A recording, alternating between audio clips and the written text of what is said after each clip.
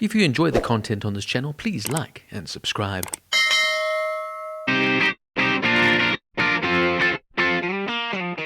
The Responder is a British police drama television series set in Liverpool, written by former Merseyside Police officer Tony Schumacher, with Tim Mielants as leading director, starring Martin Freeman, Adelayo Adedayo and MyAnna Buring. The first season initially aired on BBC One on the 24th of January 2022, and in late March 2022 the show was renewed for a second series consisting of 5 episodes, which began airing on BBC One on the 5th of May 2024. The second series marked the final acting performance of Bernard Hill, who unfortunately died the day of the show's release. Hill was most famous for the roles of Captain Edward Smith in Titanic, released in 1997, and Theoden, King of Rohan, in the second and third films of the Lord of the Rings film trilogy. He is the only actor to appear in both Titanic and The Lord of the Rings: The Return of the King, which are 2 of only 3 films to receive 11 Academy Awards, making him the only actor to appear in more than one film, which holds this record. Bernard was 79. The show's curator, Tony Schumacher, has said the character of Chris has a lot to do with him and the struggles he faced as a police officer himself, but the storyline is completely fictional. The story revolves around Chris Carson, played by Martin Freeman, a police officer in the fictional constabulary of covering Liverpool, who's been demoted from his position as an inspector and undertakes a series of night shifts in the city centre. Carson is a conflicted and compromised man with somewhat divided loyalties, a desire to do good, but with a violent streak brought on by childhood trauma, exasperated by his experience in the police. The effects of the job and Chris's mental state take a toll on him and his family. In Season 2, Chris is once again trying to get better and go straight, but when DCI Barnes tricks him into doing a dodgy car stop, he's drawn into a drug war between 2 of Liverpool's top dealers. Chris and Rachel are on the hook to Franny, and the only way to fix it is to pay him off. Some interesting trivia notes. Before he filmed the series, Martin Freeman spent 18 months talking to himself in a Scouse accent so he could perfect it. The Scouse accent is the name given to the accent in the region of Liverpool. And Faye McKeever previously worked with Martin Freeman on A Confession, released in 2019. Now, the first season of The Responder was absolutely riveting and harrowing, and former police officer and debut screenwriter Tony Schumacher gave us the story here of Chris Carson, based on his own true life experiences of being a former police officer.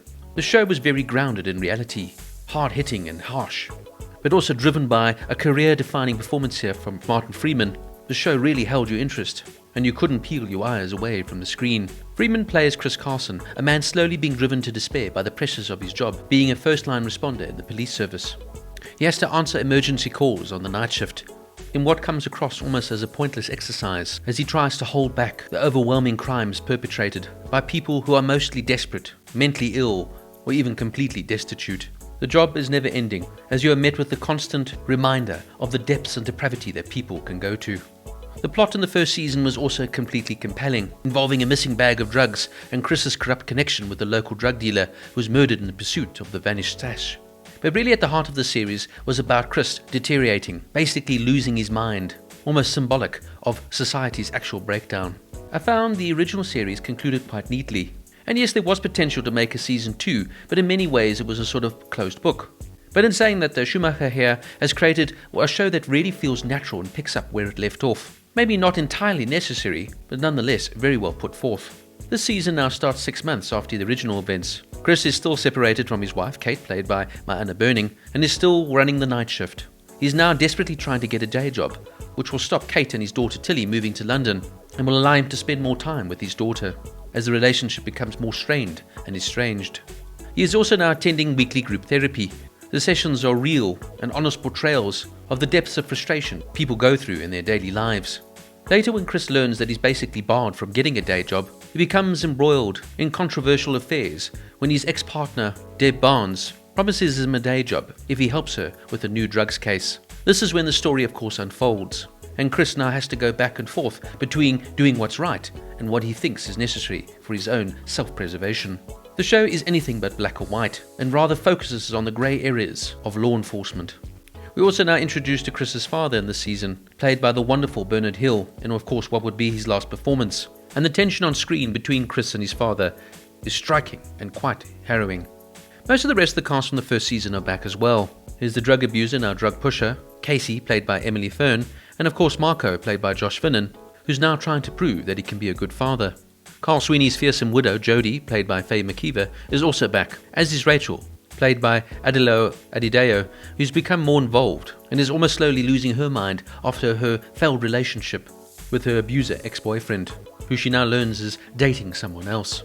This aspect of the show is absolutely put forward perfectly, and it demonstrates how trauma can manifest itself and how victims are really affected. Rachel even has obsessive thoughts of self-harm, while still putting on a brave face for the world. And even though Rachel's story may be secondary to that of Chris's, the show covers it very insightfully, links the two stories very well. Gone is the organised Rachel we saw in Season 1, replaced here with an almost obsessive, lost soul. The show is written superbly, and acted absolutely brilliantly, and it's a true harrowing depiction of where experiences can leave people in life, how making the wrong choices can lead us down the wrong paths. This truly is a tragedy. It's hard-hitting, and it's a real harrowing piece of filmmaking. Look, this is not a show for the faint of heart, and if you're in a bad headspace before watching it, well, I don't think this is going to cheer you up. There's literally no likeable characters within the show. Even Chris himself can be so detestable at times. But then again, I suppose that's the point. It's one of those shows that you don't enjoy, but you really truly appreciate. It's bleak, it's unwavering, dark and moody, but with its fantastic plotline, brilliant acting performances from all the cast. It's just one of those dramas that you just cannot look away from, even if you're not always enjoying watching what's happening out on screen. The Responder, Season 2, gets a 9 out of 10.